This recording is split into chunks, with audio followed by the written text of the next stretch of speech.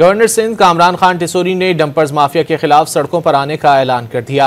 कराची में press conference करते हुए गवर्नर सिंध का कहना था कि कराची में रोज डंपर की जद में आकर शहरी जान से जा रहे हैं। डंपर्स माफिया के खिलाफ वो खुद सड़कों पर निकलेंगे। कराची ट्रैफिक पुलिस उनके साथ मुशावरत कर ले तो हादसा नहीं होंगे। गवर्नर सिंध कामरान खान टिसोरी ने डंपर्स माफिया के खिलाफ सड़कों पर आने का ऐलान कर दिया। कराची में प्रेस कॉन्फ्रेंस करते हुए गवर्नर सिंध का कहना था कि कराची में रोज डंपर की जद में आकर शहरी जान से जा रहे हैं। डंपर्स माफिया के खिलाफ वो खुद सड़कों पर निकलेंगे। कराची ट्रैफिक पुलिस उनके साथ मुशावरत कर ले तो हादसा नहीं होंगे। गवर्नर सिंध कामरान खान टिसोरी ने डंपर्स माफिया के खिलाफ सड़कों पर आने का ऐलान कर दिया।